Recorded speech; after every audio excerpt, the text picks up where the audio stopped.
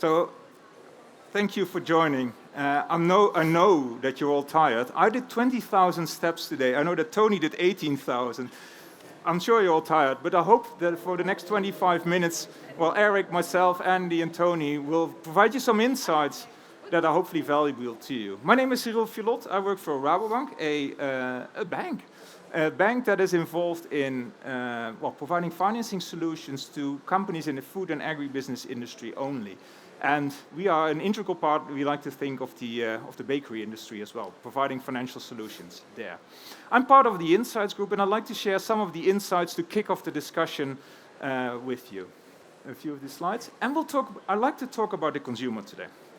Because I'm an analyst, and analysts like to put stuff into buckets, right, into group things. And what we've done as a group is to think about, how can we group consumer behavior as it is right now, especially related to sustainability in the broadest sense.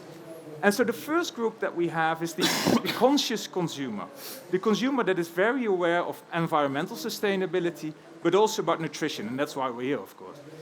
So they look for better for you products, they look for organic products, they also look for better packaging solutions, and I saw quite a bit of them, by the way, at this show. Clean label, and perhaps keto diets, and other sort of diets as well. So there is a large group of consumers, and we believe a growing group of consumers that is becoming more conscious about what they eat and the properties and the attributes of the food that they buy in supermarkets. However, and this is, it's not only a European phenomenon, but perhaps also a US phenomenon, we also have the conflicted consumer. Because on the one hand, the consumer may understand that what is better for them, for a nutritional point of view, from an environmental point of view. But it may be more expensive, especially in the current inflationary environment. Or the question is, should I really buy this product? As in, is this a product that I really read now? As in, on the one hand, I'm looking for a healthy solution, but on the other hand, I like to indulge myself. So on the pricing side, you see a lot of movement currently towards private label. You see movement to a hard discount. Questions about whether, as a consumer, you buy at to-go stores or not. And indulgence remains important, and that's where the conflict is, right? Between nutritious, healthy food and indulgent food, which, by the way, isn't necessarily bad for you unless you overconsume, of course. Let's make that very clear here. And the last consumer in the third group for the introduction here is the confused consumer. So, especially on the labeling side, what does the label actually tell me? And we saw this outside of bakery in plant-based meat substitutes, right? Everybody has been following the Beyond Meat story, the Impossible Food story, and people started to look at the back of the package and saw 17 ingredients. So, should I really have this from a nutritional point of view? And so what does the food bring me is a very important question that currently is being raised by the consumer. And I'd like to highlight this one as an example, and that's Nutri-Score, which is a European phenomenon. In Europe, as you know, front-of-pack labeling regarding nutrition will happen, driven by the EU in one shape or form, unknown what shape or form, but a lot of retailers are trialing this Nutri-Score. A is healthy or nutritious, E is unhealthy or indulgent for that matter. What we see with the confused consumer is that there's a large group of consumers that buy products with an A, as in great product, healthy, I'll buy it. And there's an equally large product, and this is scientific research, that doesn't buy products with an A because they associate products with an A as yuck, as just not tasteful.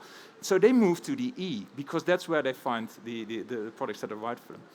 So for food companies, for bakeries, being aware of these three types of consumers is, I think, quite interesting and quite powerful to build your strategy around. Because on the one hand, you will find the conscious consumer, but it's definitely not all. You have the conflicted consumer, you have the confused consumer that wants really these indulgent products as well. So this is the intro from my end. Happy to hand over to Andy for the views from Puratos. Thank you, Cyril. Great to be with you all today to represent Puratos. So for anybody that doesn't know, Puratos is a global ingredient company based in more than 100 countries around the world. We have a large operation in the US as well. So what I wanted to just touch on briefly today was Taste Tomorrow. Taste Tomorrow is a global consumer understanding survey, now in its fourth edition over more than 12 years. And what we seek to do is to really understand where the consumer is going, the end consumer, not just our customer, but the end consumer, where they're going, what the trends are that are happening. Taste Tomorrow is a survey of over 50 countries, but it's not just a data survey that people fill in. We actually follow foodies live and ask them about their preferences in 7 trend-setting cities around the world. And in the last few years as well, we've also added this social listening component. So we can track what people are talking about on social media and really understand where the conversations are going. And I'll touch on that a little bit later. I should also mention it's the single largest survey of bakery, patisserie, and chocolate consumers in the world as well. So what did the survey say? Well, one of the things that actually didn't change too much through the course of the survey was these 8 food steps. So those are the 8 categories. And we've seen pretty consistent results. One thing that always stands out in Taste Tomorrow from the very inception was that taste is king. So taste, if the taste is not good, it doesn't matter if it's healthy, it doesn't matter what other trends are happening, consumers just simply won't buy it. But we're seeing an evolution. So just let me take one example in ultimate convenience. So before the pandemic, ultimate convenience was a lot about where can I buy this, how convenient is it to buy it? And you'll probably all remember the concept of the grocer-on. That was very big in the United States, where people could go in and effectively get a food service offering to take out from a retail store. That's flipped. Delivery is much more important today, and the survey clearly says that. So obviously I can't touch on all of the details, but there's lots of examples of how the trends have quite rapidly evolved, and how COVID has really become an accelerator. So I mentioned a little about the social listening. So what we're able to do is map all of the trends here. On the vertical axis, you see the trend growth, so how quickly things are growing. And over here, on the horizontal axis, you see the conversations volume. So over here, sourdough is a huge part of the conversations, but it's relatively mature. That's what it's telling you.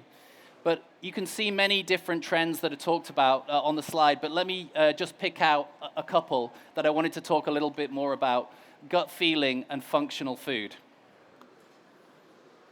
So first, on the functional benefits, in the US, 60% of consumers look for food that boosts their immune system, and 50% look for food that improves their mental health.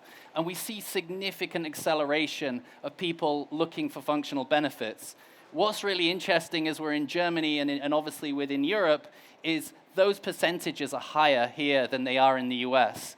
And so we might surmise that with the acceleration in the US, it's likely to follow some of those trends in the coming years. So if I look at gut health claims here, for a European audience, that might not be surprising. It's gathering a tremendous momentum in the US. So you see some of the statistics here. 69% of US consumers believe that improving gut health has a positive impact on their overall health. I'm back. 75 thinks that gut health helps the immune system, and then 62% have interest. And again, you can see the contrast in the numbers, where that's even higher in Europe. So I again expect that trend to continue to accelerate. There's a lot there. There's a huge survey. There's a tremendous amount to talk about. So if you'd like more information, please contact your Paratos sales rep. Thank you very much.